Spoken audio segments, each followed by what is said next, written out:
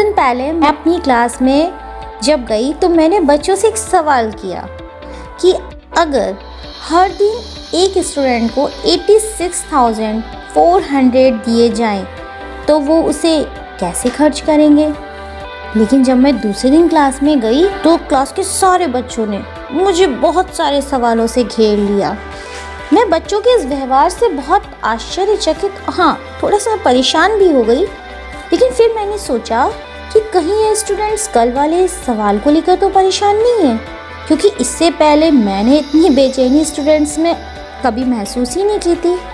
शायद मुझे लगता है कि अगर किसी को इतनी रकम बिना किसी काम के मिल रही हो, या फिर उसके लिए अगर उसको थोड़ा बहुत काम करना भी पड़े, तो आखिर आपत्ति भी क्या है। लेकिन स्टूडेंट्स के मन में कई सवाल थे, जैसे कि यह रकम हासिल करने के लिए मैडम क्या करना होगा, अगर एक दिन में इतनी रकम खर्च ना कर पाए तो क्या ये रकम अगले दिन खर्च कर सकते हैं।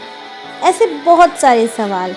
और अगर खर्च इससे ज़्यादा हो तो फिर मैंने क्लास में आते ही स्टूडेंट्स ने अपने अपने बहुत सारे सवाल मुझसे पूछने शुरू कर दिए।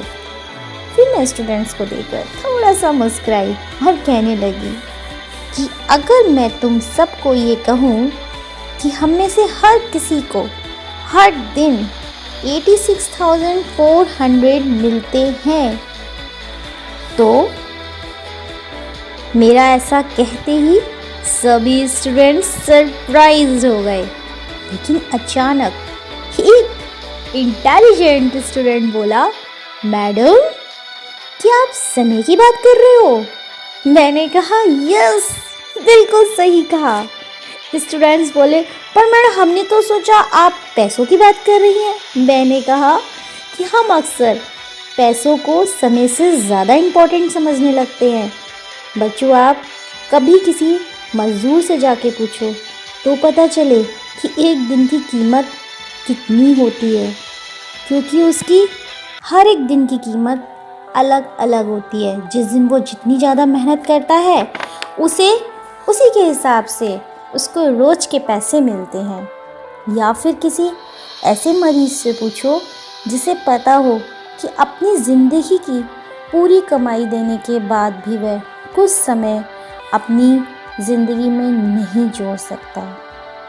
हम सब के पास हर रोज़ 86,400 पलों की दौलत होती है, लेकिन ये हम पर डिपेंड करता है कि हम उसका सदुपयोग करते हैं या यूं ही गंवा देते हैं। हमारी ज़िंदगी का हर एक क्षण अनमोल है, कीमती है। इसे जी भर के जीने में ही बुद्धिमानी है। This is depend on you. सर्दियों का मौसम हो और कोहरे की बात ना हो, ऐसा तो हो ही नहीं सकता। सर्दियों में कोहरा तो मिलना ही है। लेकिन आपको पता है, कोहरे से हमें एक बहुत अच्छी बात सीखने को मिलती है कि जब रास्ता ना दिखाई दे रहा हो तो बहुत दूर तक देखने की कोशिश बिल्कुल मत करिए, क्योंकि ये कोशिश आपकी व्यर्थ है। बस एक एक कदम चलते जाइए, रास्ता अपने आप खुल जाएगा।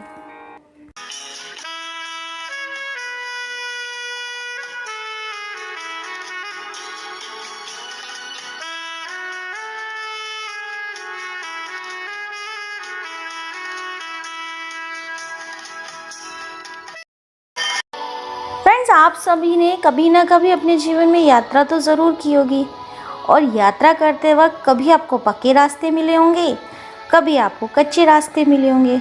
आपको पता है, पक्के रास्ते मनुष्य बनाता है और कच्चे रास्ते जानते हैं आप कैसे बनते हैं? चलते चलते बन जाते हैं। क्योंकि होता क्या है कि जब लोग एक ही स्थान से बार बार जाते हैं तो पैरों के दबाव के कारण नीचे की घास कुचल जाती है। बार बार उस रास्ते से जाने के कारण धीरे धीरे मार्ग अपने आप ही बनने लग जाता है। यही तो जीवन है, यही नियति है कि जब आपको अपने जीवन में कोई भी मार्ग ना मिले तो घबराइए मत, रुकिए नहीं, आगे बढ़ते रहिए और आपके पैरों के दबाव से मार्ग खुद ही बन जाएगा।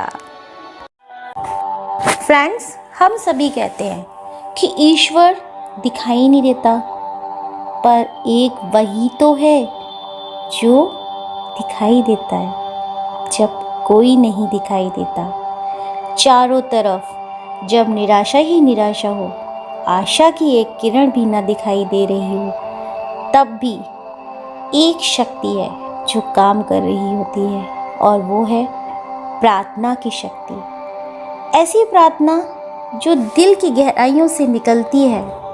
प्रार्थना में उठे दो हाथ और आंखों से बरसते दो आंसू, जो बस यही कह रहे होते हैं कि जो है अब तेरे हाथों में है। अब तू ही है जो मेरे जीवन की नैया को मझधार से बाहर निकाल सकता है। और तब कुछ ऐसा होता है जो बिल्कुल असंभव होता है, क्योंकि जब हम ईश्वर के आगे सिर झुकाकर प्रणाम करते हैं तो सारी चिंताएं हमारे मस्तिष्क से गिरकर ईश्वर के चरणों में पहुंच जाती हैं, और हम एक पॉजिटिव एनर्जी के साथ चिंताओं के बोझ से मुक्त हो जाते हैं।